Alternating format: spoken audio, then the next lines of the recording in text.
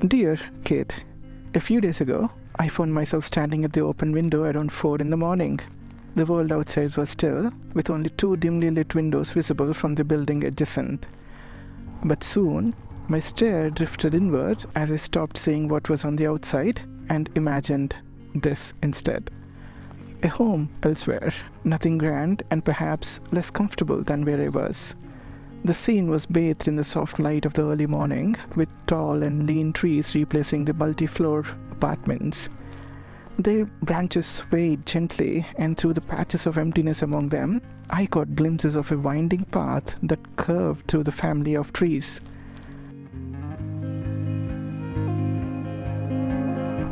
This vision wasn't entirely created from my own imagination. It was inspired, if not copied, from a place in Manali. There used to be a house right here where the tree stands. There are so many fond memories here. Cricket, friends,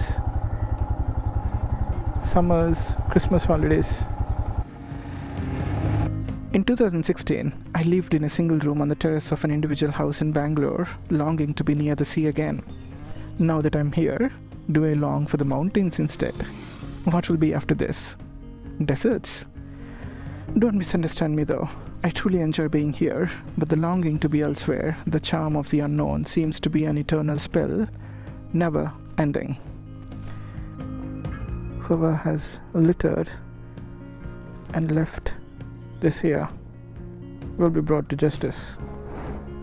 A few months ago, just before my sister's wedding, I was at home in a room with my cousins. We were deep in conversation about what I can no longer recall when the door opened and an aunt, mother to one of my cousins, brought us a dreadful news. A close family friend of theirs had passed away, suddenly, if I remember it right.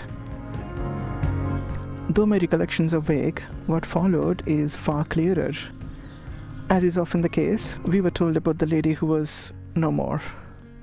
She had filled her home with plants and flowers, turning it into a living nursery. My uncle also recollected this, making it both a fact and her legacy. Who will care for them now? They wondered.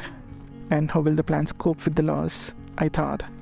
Since then, I have had random recollections of the lady, followed by images of a house, vibrantly green, overflowing with flowers, both real and imagined, in every corner. As time passed, my thoughts of her faded, but the image of her house grew stronger.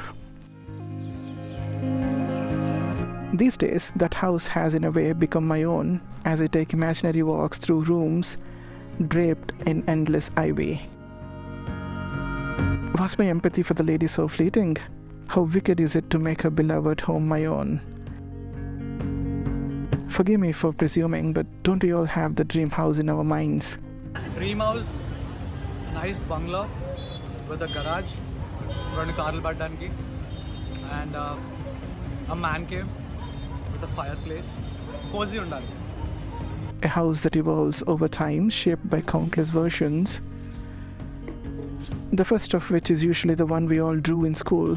A simple flat line with 2 straight lines at each end, topped by a triangle, with maybe a few clouds, and a river drawn by parallel squiggles on the sides. It took thousands of years for God to craft the universe, but He gave a child's mind the freedom and ability to create anything on a blank page in mere minutes. My dream house is big, humongous really. There are window walls bringing in light, the aesthetics are warm and earthy, and the dominant color shades of off-white and beige. The lady and her house have erased most versions of my dream home, leaving this one more vivid than ever. A house without rooms or partitions, just a long glass wall in front of which stand 2 bookshelves on both ends. They frame a clear view of a quiet brook rolling over pebbles that are forever washed clean. Nestled between the shelter of the shelves is a row of flower pots, green in one season, bursting with color in another. You didn't think 2 bookshelves would be enough, did you? There are more. Another shelf lines the wall on the left, surrounded by thick ivy, carefully trimmed so it doesn't bite into the pages of the books. The opposite wall, outside of which the brook flows and takes a turn to run parallel to the glass wall, holds 2 more shelves. Inside this glass sanctuary, in a quiet corner, I see a man, his hands trembling as he tries to turn the page of a book. That man is me. And when an unknown inspiration from the words of the pages sets a fire that can't be put down, he rises from the chair and goes for a walk, no stick in hand, the only adventure he can afford. Isn't that the truth? With time, the ability to move without pain becomes a luxury, and a walk without assistant an adventure.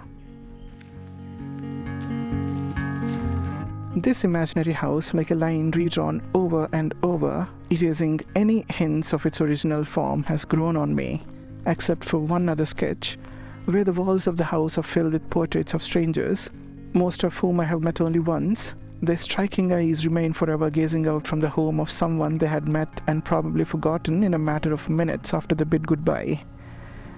It's strange where your mind can take you on an evening like this during sips of hot ginger tea, if only you let it wander.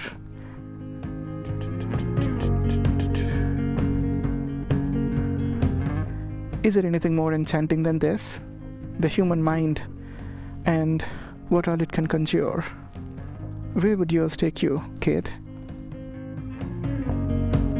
Best wishes, Brooding Brook, to Kate Morton, Queensland, Australia. So big condo, so big, full cable TV with every channel in the world. I want to plant a lot of trees outside.